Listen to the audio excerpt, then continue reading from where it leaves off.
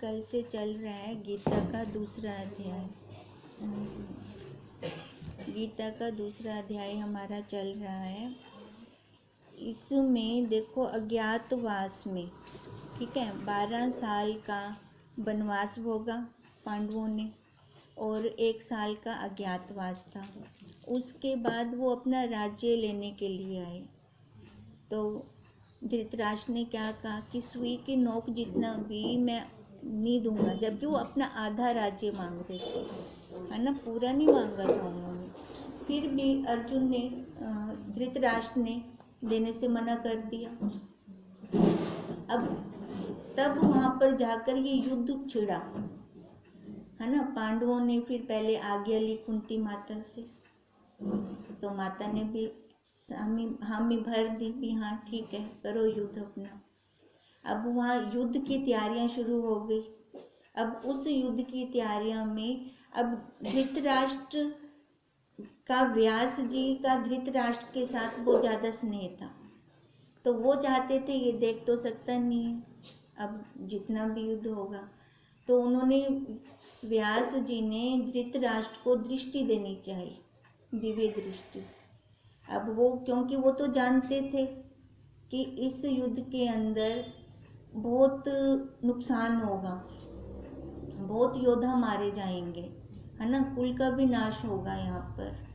अब उन्होंने कहा ये धृतराष्ट्र को भी, जो ये अब युद्ध छिड़ेगा इस युद्ध के अंदर बहुत नाश होने, तो तू देखना चाहता है ये, मैं तेरे को दिव्य दृष्टि दूंगा, तो यहीं जहाँ बैठे हैं ना यहीं से तू देख सकता है सारा का सारा कुछ। पर धृतराष्ट्र ने क्या कहा भी जन्म भर तो मैं देख नहीं सका, अब देखूंगा तो संहार देखूं, भी दिव्य दृष्टि दे रहे हो मेरे को, तो वो भी मैं ऐसे देखूं कि सबका नाश होते हुए देखूं, भी मेरे को ना दो। मैं ये चाहता हूँ कि मैं ये सुनता रहूं सारा कुछ, भी जैसे जहाँ वो कुछ भी हो रहा है युद्ध के अंदर वो सारा मैं सुनूं। तो फिर व्यास जी ने वो दिव्य दृष्टि संजय को दी। अब संजय को दिव्य दृष्टि दी, वो वहाँ के जो सैनिकों के मन के अंदर भाव भी आ रहे थे ना, वो भी उस तक पहुँच रहे थे उस दृष्टि के द्वारा। अब उस दृष्टि से संजय ने धृतराष्ट्र जी को सारी युद्ध की वार्ता बताई। अब युद्ध की वार्ता देखो, अब जैसे अब पहले ही उनका मोह जाग गया अपने पुत्रों को, जो ये राज्य मिला था अमानत के तौर पे उनके मिला था, भी सांप के रख, पर मोह इतना जागा कि धृतराष्ट्र वो ये समझने लग गया कि ये राज्य मेरे पुत्रों का ही है ना। युद्ध इसलिए हुआ ना, मेरे पुत्र और पांडु पुत्र, यही बात आई शुरू में ही, है ना। तो वो वार्तालाप ये चलते चलते यहाँ तक पहुँच गई कि पहले तो अर्जुन, पांडु भी तैयार थे सारे युद्ध के लिए, बस अर्जुन को विक्षेपता आई मन में। अर्जुन को ये विक्षेपता क्यों आई, क्योंकि पहले तो वो तैयार था युद्ध करने को, है ना, कृष्ण जी के पास भी गया, तो कृष्ण जी से उसने कृष्ण जी को ही मांग लिया और कुछ नहीं मांगा। उधर से वो धृतराष्ट्र खुश हो रहे, चलो अच्छा है सेना को छोड़ दिया इसने, भी ये अकेला नहीं था किस काम का, है ना। अब देखो अब युद्ध के स्थल पर जाकर अब एकदम उसके मन में क्या परिवर्तन आ गया, अर्जुन के मन में, है ना, मोह जाग पड़ा। अब दोनों सेनाओं के मध्य में, है ना, वहाँ पे जाकर कह रहे कृष्ण जी जो उसके सारथी बने हैं, भी मध्य में लेके चलो। कल हमने इसका पहला अध्याय किया था, पहला श्लोक किया था, दूसरे अध्याय का पहला श्लोक किया था। अब वहाँ पे क्या था कि उसको दया आ रही है, दोनों को देखकर, सामने से देखकर उसको दया आ रही है कि मैं अपने परिवार के ऊपर, अपने भाई बंधु ही लग रहे हैं उसको, गुरु खड़े हैं सामने, गुरुजन हैं सामने, भी इन परिवार पे मैं अपना वार कैसे करूँगा, क्योंकि उसको तो पूरी अपने ऊपर कॉन्फिडेंस था कि वो योद्धा था ना वो तो, है ना, जैसे उसने ऊपर चिड़िया की आंख का निशाना बनाया, कितना कॉन्फिडेंस था उसको अपने ऊपर। अब इसलिए वो सोच रहे ये तो हार जाएंगे, मैं युद्ध कैसे करूं इनके साथ, ये तो मेरे ऊपर पाप चढ़ जाएगा, है ना, मैं तो नरकों में जाऊंगा। उसके मन में तो ये आ रहा है, और दया आ रही है उनके प्रति। अब तभी वो देखो, कल उसने सारा अपना बताया मधुसूदन को, आज कल तक भगवान जी उसका सुन रहे थे, है ना, जो मुस्कुरा के उसका सुनते रहे। आज भगवान जी बोले, श्री भगवान बोले, विरोधी स्वर्ग का पार्थ, अनार्य प्रिय मोह ये, सुकीर्ति मेटने वाला क्यों आया है तुझे यहाँ। अब क्या कह रहे हैं भगवान जी, विरोधी स्वर्ग का पार्थ। अब जैसे अर्जुन के मन के अंदर मोह उमड़ा, है ना, अब भगवान जी ये कह रही हैं, तेरे को ये विरोधी, मतलब ये इस टाइम नहीं आना चाहिए था। अब विरोधी किसका है, स्वर्ग का, है ना। अब वो देख रही हैं, अर्जुन के अंतःकरण की स्थिति को देख रही हैं, भी उसके अंतःकरण की स्थिति कहाँ पर है। अब 3 प्रकार के मनुष्य होते हैं। एक तो उत्तम, जो विचार से चलते हैं, है ना, सारा विचार करते हैं, और वो ऐसा कर्म करते हैं कि उनको अकर्ता से कर्म, मतलब कर्म क्रिया तो कर रही हैं शरीर से, पर उनका कर्म की तरफ ध्यान ही नहीं है। होते हैं ऐसे भी, अकर्तापन से कर्म करते हैं, वो तो सबसे उत्तम होते हैं। एक होते हैं मध्य। मध्य में कौन होते हैं कि वो खाली स्वर्ग की प्राप्ति के लिए, यानी डरते हैं वो, उनको 2 लगते हैं, है ना, ये कर्म करूँगा तो नरक मिलेगा, ये कर्म करूँगा तो स्वर्ग मिलेगा। अब वो उसी हिसाब से चलते हैं। अब उसी हिसाब से, मतलब ऐसे कर्म की तरफ ज़्यादा झुकते हैं जहाँ उनको स्वर्ग की प्राप्ति हो। और एक होते हैं कि विचार ही नहीं करते, साधारण मनुष्य। वो कैसे होते हैं, वो ऐसे होते हैं कि वो ऐसा कर्म ज़्यादा करना चाहेंगे जहाँ 4 लोगों के अंदर उनकी वाहवाही हो, भी जहाँ पे भी खड़े उनके प्रशंसा हो, चाहे उनके मन के अंदर चाहे पाप भी क्यों ना चल रहा हो। अब कृष्ण जी अर्जुन जी को कह रहे हैं, तो इन तीनों से नीचे आ गए हैं, क्योंकि मोह आ गया। अब मोह तो बिल्कुल ही तमोगुण की निशानी है। और कृष्ण जी ये भी जानते हैं कि अर्जुन की स्थिति कहाँ पर है, उसका अंतःकरण कहाँ पर है, कहाँ स्थित करता है। क्योंकि वो पहले कह रहा था कि ये मेरे को पाप लगेगा, तो जाना ना कृष्ण जी ने, अभी ये पाप पुण्य में खड़ा है। तभी उन्होंने कहा, उसको देखकर ही बोले वो भी विरोधी स्वर्ग का, तो ऐसा कर्म क्यों कर रहा है जो स्वर्ग का विरोधी हो।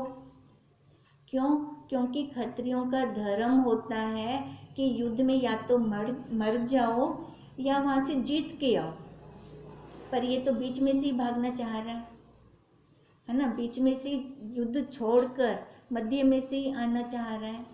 तभी कृष्ण जी ने तभी कहा, जो ये तेरा कर्म है ना, ये स्वर्ग का विरोधी है, इसको तू यहाँ पे नहीं छोड़ सकता। अब देखो, कहने को तो कृष्ण जी ऐसे भी कह सकते थे, तू नरक में जाएगा अगर तू ये छोड़ देगा तो, पर उन्होंने कहा नहीं ना ऐसे, है ना। अब उन्होंने देखो शब्दों के साथ कैसे प्यार से उसको समझा रही हैं कि ये स्वर्ग का विरोधी है, तो ऐसा कर्म नहीं कर सकता यहाँ पर। अब जैसे हम खुद भी देखते हैं, आधा गिलास पानी से भरा हो और आधा खाली हो, अब दृष्टि पूरा दिख रहा है ना, किसकी आधे खाली पे जाएगी और किसके आधे भरे पे जाएगी। अब देखो ऐसी चतुराई के साथ कृष्ण जी अर्जुन को कह रहे हैं, ऐसे नहीं कह रहे कि तू नरक में से अगर छोड़ दे सीता, समझा कर उसको कह रहे हैं भी ये तू जो कर्म कर रहा है ये स्वर्ग का विरोध होगा। क्योंकि तेरे कुलजन जो तेरे पुरख हैं वो भी तो सारे देख रही हैं तेरे को, वो यही देख रही हैं कि क्षत्रिय धर्म का पालन नहीं कर रहा है, क्षत्रिय धर्म को बीच में ही छोड़कर जा रहा है।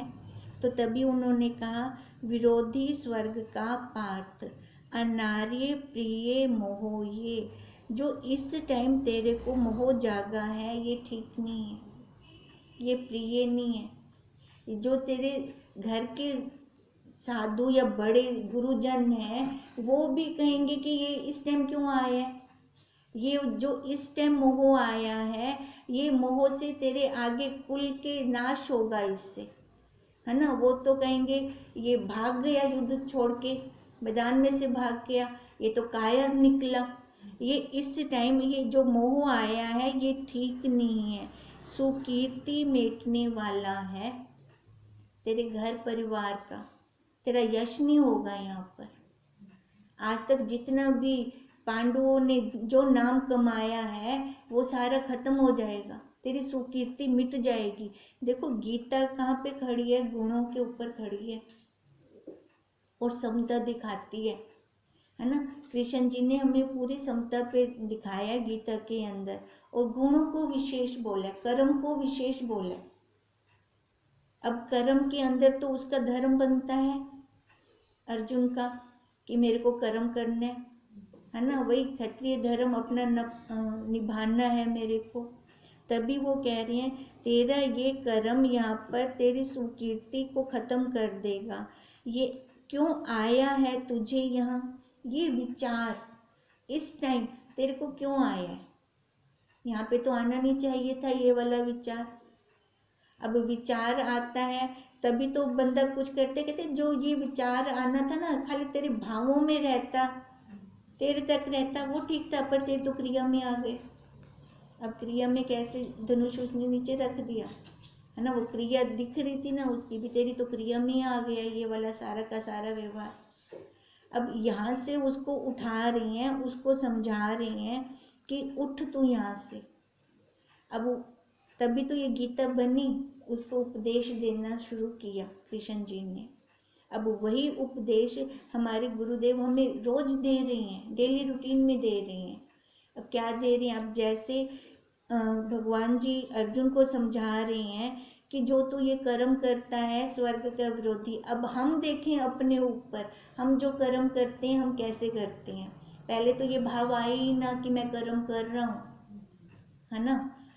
कैसे कर्म करें, शरीर है तो कर्म तो होगा, क्रिया तो होगी। ये जड़ बन के तो नहीं बैठ सकता, अब जड़ बन के नहीं बैठ सकता, कर्म करना है इसने तो ये ऐसे करेगा आकर्तापन से। जैसे हमारे गुरुदेव, ये कृष्ण रूपी गुरुदेव हमारे, ये हमें जैसे बताते हैं कि हम उस हिसाब से चलें।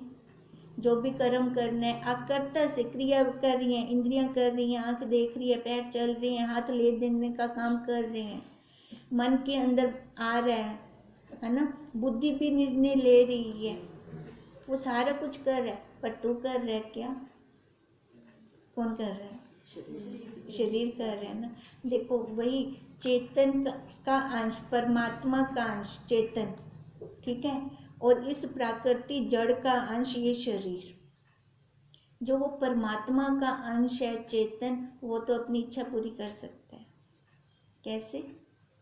और जो ये जड़ का अंश, प्राकृति जड़ का अंश ये शरीर, ये अपनी इच्छा नहीं पूरी कर सकता, इसकी वासना कभी खत्म ही नहीं होती। जो उसका अंश है उसकी इच्छा कैसे पूरी होती है, अपने आप में लय होकर, तब संतुष्टि आ जाती है। क्यों, क्योंकि वो पूर्ण है, तब वो संतुष्टि आती है। तब होता है ऐसे कि नहीं होता, होता है ना। और जैसे ये शरीर पे बैठ जाते हैं हम, एक वासना आई वो पूरी हुई, उसके बाद तृप्ति थी, हो गई फिर तृप्ति और आ गई। अच्छा मानो उसको भी पूरा कर दिया, फिर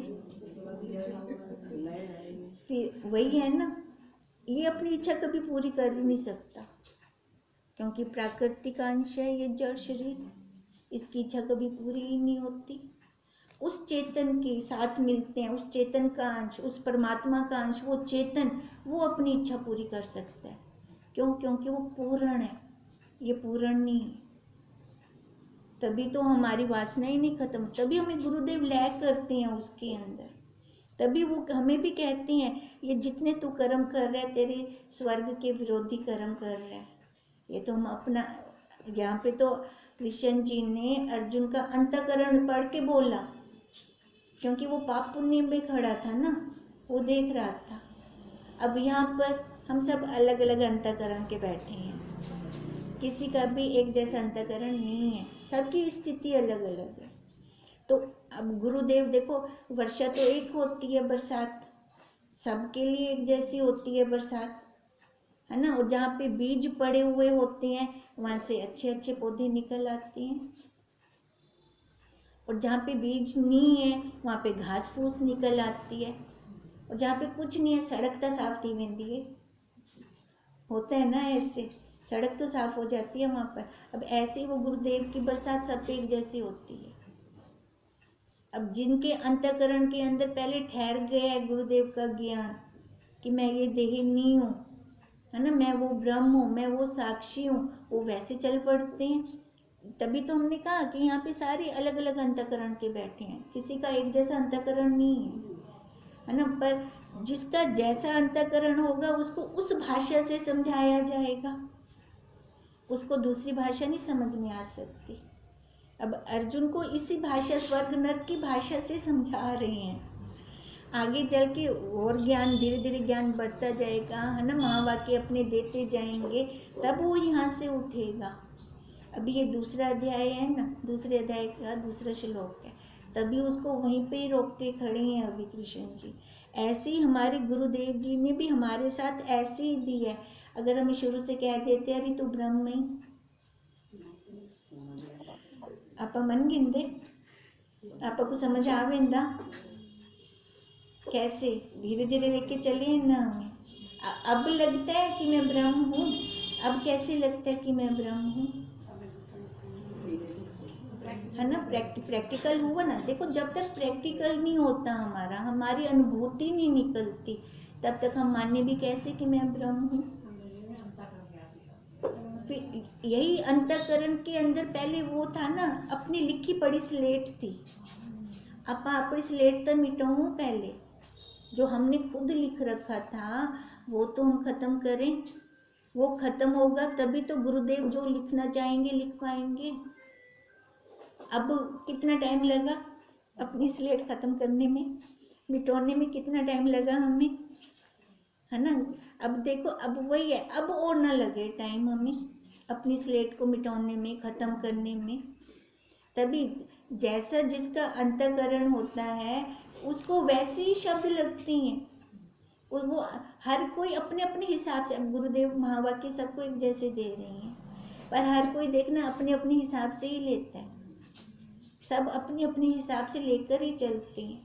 तभी गुरुदेव हमें भी ऐसे वाक्य दे रही हैं, और हमें भी कहती हैं नारी प्रिय मोह ये, अगर तो ऐसे कर्म करेगा मोह वाले, कहाँ जाके फंसेगा।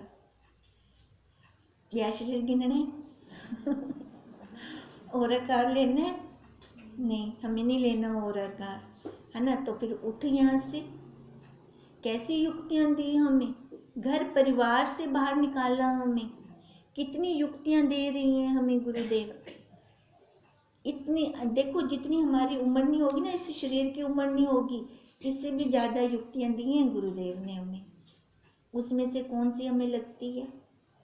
युक्तियाँ भी हम अपने हिसाब से लेते हैं, सबका अलग अलग। वही अंतःकरण आ गई ना, स्थिति आ गई, जैसे जिसकी स्थिति होगी वो उस हिसाब से युक्ति चुन लेगा अपनी। क्योंकि बाहर तो सारे निकलना चाह रहे हैं, हम यहाँ से बाहर निकलेंगे तभी तो कुछ कर पाएंगे। कहाँ से बाहर निकलें? जो ये मोह का जाल बिछा पड़ा है ना हमारी तरफ, वो मोह वाला सारा जाल है, वो रस्सियाँ हैं, दिखती कहनी पर बंधन है। जैसे वो घोड़े वाली कहानी थी, बांधा नहीं था, खाली इशारा किया था, और बंध्या होया अपने आप को समझदा पे। ऐसे ही हमें बांधा किसी ने नहीं है। ये तेरा पुत्र है, ये तेरा घर है, ये तेरा पति है, ये तेरे संबंधी हैं, ये मोह दे रस्सियाँ। इन मोह के रस्सियों को हमने अपने गृहस्थ आश्रम के कुरुक्षेत्र के मैदान से बाहर काट कर निकलना है। अगर हम यहाँ से काट कर बाहर निकलेंगे तब जाके गुरुदेव कहेंगे हमें, नारी प्रिय मोह ये हो तो छोड़ते हैं ही बार, है ना। ऐसो कीर्ति देने वाला नहीं है हमें, हमारा इससे यश नहीं होगा। अब देखो यश किसका हो रहा है, कौन गाए जा रही है ना। अब देखो हाँ छूट गए, अब मीरा गाई जा रही है, कबीर जी गाए जा रहे हैं। उनके जमाने में कितने धनी लोग होंगे, ये तो धनी नहीं थे, निर्धन थे, फिर भी गाए जा रहे हैं ना।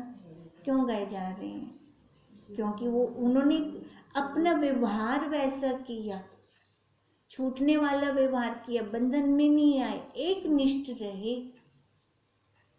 अब एक निष्ठ भक्ति के अंदर एक निष्ठ रहे वो, पर हमें गुरुदेव तो उससे भी ऊपर उठा रहे हैं, उससे भी ऊपर उठा रहे हैं। तभी तो वो कहते हैं ये सुख कीर्ति मेटने वाला कर्म ना करियो कभी भी। तो ऐसा क्यों कर्म करेगा, तो ऐसा कर्म कर कि युगों युगों तक गाया जाए, तेरी कोई कीर्ति मेटने वाला ना आए। आज हम माता जी को यहाँ पे क्यों इतने सारे हमने उनके स्वरूप लगा रखे हैं, क्यों लगाए हैं, उन्होंने वैसा व्यवहार करके दिखाया तभी हमने लगाए हैं, नहीं तो और भी तो हैं उनके काल के, है ना, फिर हमने उनके तो लगाए नहीं तो उनके जितने भी उनके साथ इकट्ठे जन्म लिए थे उन सबके लगा लेने चाहिए थे हमें। तभी गुरुदेव हमें भी अलर्ट कर रहे हैं, तभी कह रहे हैं क्यों आया तुझे ये मोह यहाँ। अब हमें ये संसार में गुरुदेव ने इतना ज्ञान दिया, अब क्यों हम फंसे यहाँ पर। कितना टाइम हो गया, कितने साल हो गए हैं हमें, है ना। अब देखो इसके साथ साथ ना जो ये है गीता का दूसरे अध्याय का दूसरा श्लोक, उनके साथ साथ हमने अपना भी साथ साथ किया है। पहले हमने उनका किया, उसके बाद हमने अपना किया, क्योंकि हमारे कृष्ण तो हमारे गुरुदेव हैं, उन्होंने हमें जो निकाला है यहाँ से, एक बार हम उसकी रिवीजन कर रहे हैं। ये रिवीजन करके तब हम यहाँ से बाहर निकलेंगे। अब हम ये वाला करते हैं। देखो भगवान अर्जुन की चिंता को चिंतन में बदलते हुए कह रही हैं, अर्जुन तू और मैं एक ही हैं, है ना। उसकी चिंता को हटा रहे हैं। अब यहाँ देखें कि भगवान जी ने कितना बल लगाया, कितना बल दिया उसको, लगाया भी और उसको भी मिला वो बल। भगवान भक्त की लाज बचाते हैं। वे सूत पुत्र के पास गए क्योंकि उसी के पास तीर था अर्जुन को मारने का।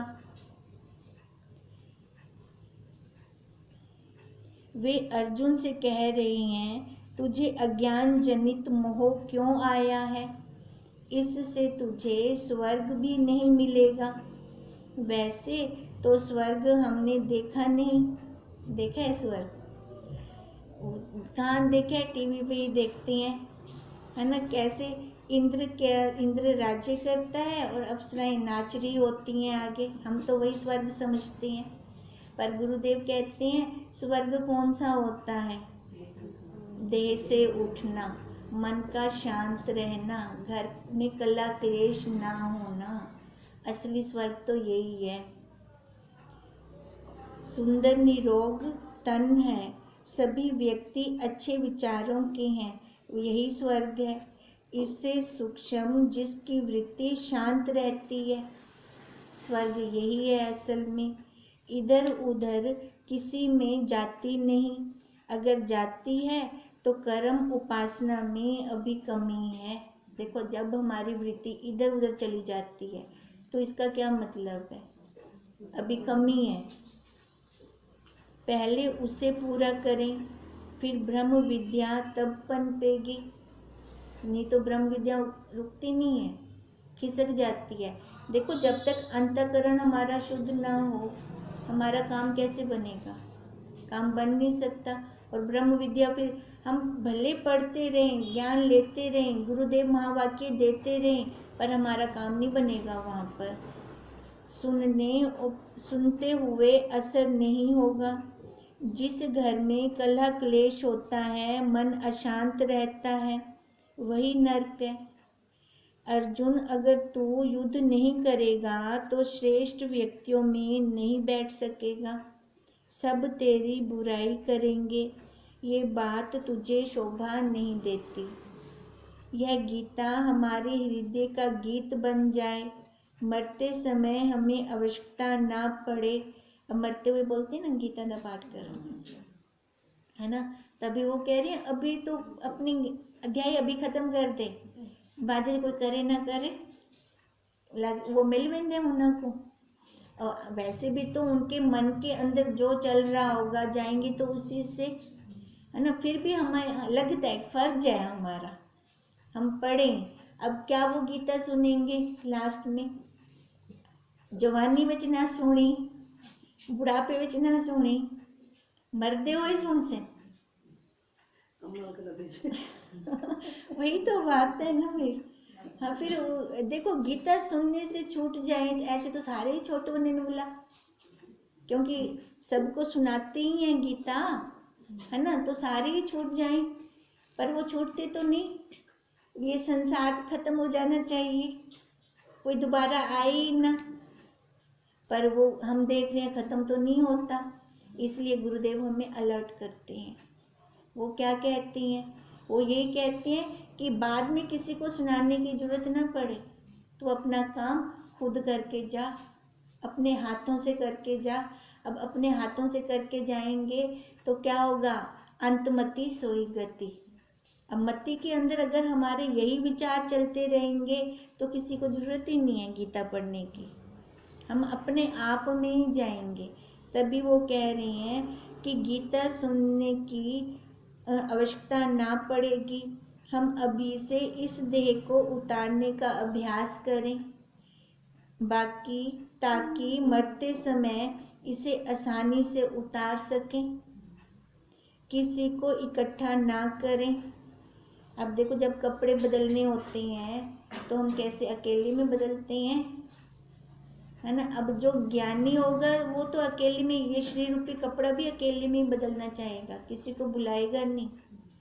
जो पक्का संसारी होगा उसको थोड़ा सा भी कुछ हो जाएगा ऊपर से सबको इकट्ठा कर लेगा, है ना, क्योंकि वो जानना चाहता नहीं, इस देह से बाहर निकलना चाहता नहीं। पर एक ये भी सच्चाई है कि इस देह से सबको जानना है, ये संसार का अंश है ना, यहीं पड़ी रहेगी, ये खत्म लहर की तरफ जा रही है। और कदम पूरी थी से वो सब कह नहीं पता, पर पूरी तो थी से इन्ना तो पता है, जड़ा पता है आपा होंदे वारो क्यों ना कम करूं, भी पूरी थी से पहले मैं अपना काम कर गई ना। और पता है कि लाइट बनने वाली है, बीच में कट लगते थे ना, इतने से बजे तक इतने बजे तक कट है लाइट का, तब क्या होता था रसोई का काम हम पहले कर लें, इतने बजे कट लगना है, अंधेरा हो जाना है। अब ऐसे इसका कट लगना है, हमें पता है, हमारा काम फिर पहले हो जाना चाहिए, है ना, पहले से इसका काम करके रखे ना। अब जब कट लगेगा हम तैयार बैठे हैं।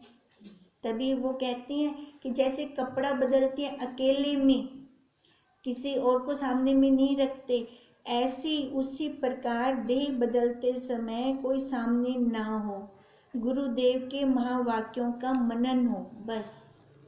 अगर सामने होएगा तो सामने वाले भी तो मुँह तंग कर दें, उनको क्या पता है केड़ी वृत्ति विच वेंदी पई है। हिला हिलाते पुछसे पुत्र को सड्डा नूह को सड्डा, उनको शांति नाल वणन तक पियो, वो क्या पता केड़े भावां विच वेंदा पे, है ना। तभी वो कह रही हैं कि गुरुदेव के महावाक्यों का मनन हो। उस टाइम ऐसे लगे कि गुरुदेव की गोद में सो रहा हूँ मैं, उनकी गोद में इस भावों से जाते हैं तो वही हमें अपना पार कर देते हैं, अपने साथ ले जाते हैं। एक बुढ़िया गई गुरु माँ के पास, गुरु माँ को कहती मेरे को गुरु बनाना है, तो वो तो वैसी माँ है, तो उन्होंने बोला हाँ बना ले लो नामदान। तो वो बोलते भी मेरे को ना कोई मतलब, तू तो छोटी है, गुरु माँ को बोलते भी कोई ऐसा हो जो मेरी शरीर की उम्र से, अब उन्होंने ऐसे नहीं बोला मेरे शरीर की उम्र से, भी मेरे से बड़ा हो। तो गुरु माँ ने पूछा क्यों, भी ऐसा क्यों पूछ रहे हो, भी वो पहले ऊपर जाएंगे ना, मैं बाद में आऊंगी ना, भी पहले उठते वैसे था, मेरे को गेंदा वैसे ना अपने ना भी ही वारों भी पता ही है नहीं चलता भी क्या हिसाब से आप भी अपने गुरु पहले उत्ते वैसे ता सकू घेन वैसे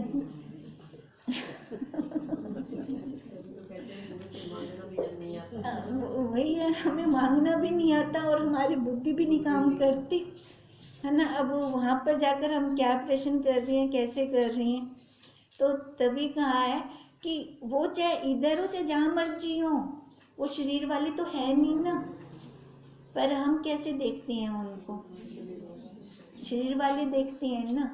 तभी तो बुद्धि में ऐसे प्रश्न आते हैं भी अपने शरीर तो बड़ा हो गए, भी वो पहले होते होवे ता साको होते जंटम साढ़ा टाइम हो से भी साको भी घेन वैसे न होगा।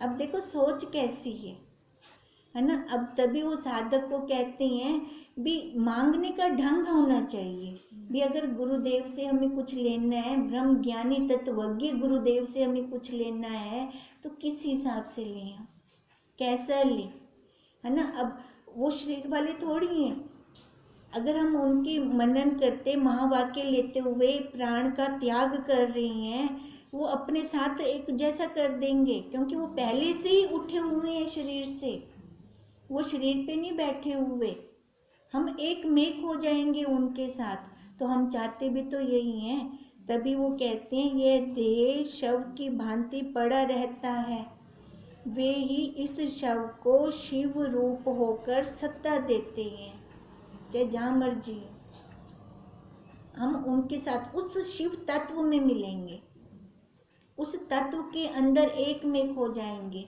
पांच भूत पांच भूतों में लय हो जाएंगे। और हम चाहते क्या है, यही चाहते हैं ना।